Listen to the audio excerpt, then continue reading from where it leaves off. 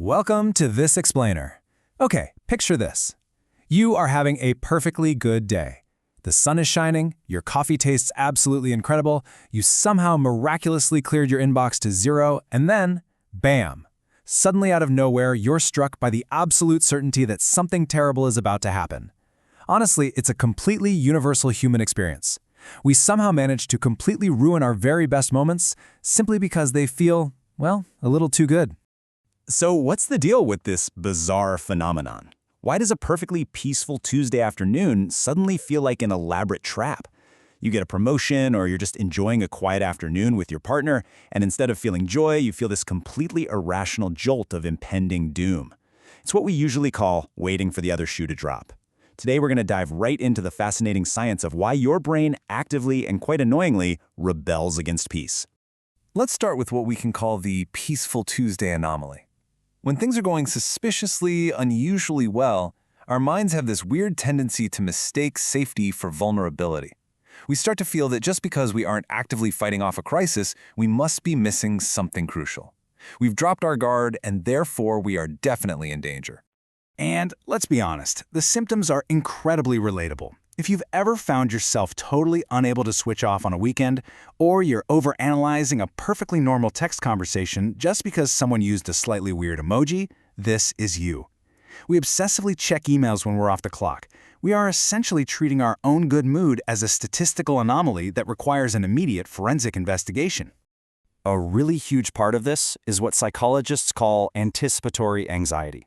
Instead of actually responding to your present circumstances, like, say, enjoying a long-awaited vacation, your brain becomes entirely occupied with imagined future problems.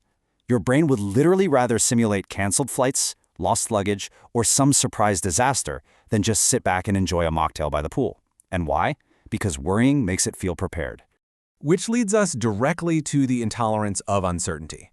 Research led by psychologist Michelle Dugas points out that some people find uncertainty itself emotionally distressing. When things are great, there is absolutely no ironclad guarantee they'll stay great.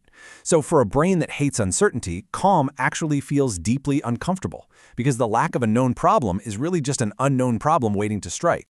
But hey, here is the comforting news. This isn't just your own personal neuroses. You aren't uniquely broken. This is actually a heavily documented psychological principle built right into our human hardware. It's based on a concept that shapes almost every single aspect of how we experience the world. Bad is stronger than good. Take this heavily cited 2001 paper by Baumeister and his colleagues. They reviewed an incredibly diverse range of psychological studies and came to one relentless, inescapable conclusion. Negative events have a universally stronger impact on us than positive ones. The psychological weight of a bad event profoundly, vastly outweighs the weight of a good one. And you see this play out all the time. Imagine you have a fantastic performance review. You get 10 glowing compliments and exactly one minor constructive critique. Well, your catastrophically ungrateful brain will allocate 90% of its energy to obsessing over that one critique. You'll literally be staring at the ceiling at 3 a.m. just filled with dread thinking about it, entirely ignoring the 10 different people who said you were doing a wonderful job. So why are we like this? Well, it builds into a massive evolutionary mismatch. From an evolutionary perspective, noticing threats is exactly what kept early humans alive. Missing a pleasant experience carried zero risk, but missing a dangerous situation meant you were swiftly removed from the gene pool. The core issue here is that we are running ancient caveman hardware in a highly modern society. Think about it. Back in the day, danger meant getting eaten by a tiger or starving to death. Today, danger is an unexpected calendar invite from your boss that just says quick chat, or a friend using a period at the very end of a text message. Your well-meaning but totally unhinged brain responds to that punctuation mark with the exact same shot of adrenaline it used to reserve for literal predator attacks. Experts call this the adaptive negativity bias. It's an evolved, universal cognitive safeguard against complacency. For the vast majority of human history, safety was extremely temporary. Individuals who stayed mildly uneasy, always looking over their shoulder, were more vigilant and they survived longer. It was a fantastic feature for dodging saber-toothed cats, but in modern life, it just makes us completely miserable on a relaxing Tuesday. Because our brains fundamentally crave this vigilant state, when we don't have active threats in front of us, we start manufacturing our own discomfort. We actively sabotage our own happiness to protect ourselves. I know, it sounds completely counterproductive, but to your nervous system, it makes perfect sense. Psychologists explain this using the contrast avoidance model. Here's how it works. When you experience a happy or peaceful state, you subconsciously anticipate a sudden negative shift. So, to protect yourself, you purposefully induce worry.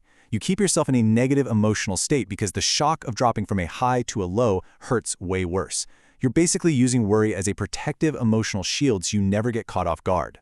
And this entire behavior is backed up by a literal neurochemical glitch. Dopamine and cortisol operate in a dynamic equilibrium in your body. When you have way too much comfort, your dopamine sensitivity drops.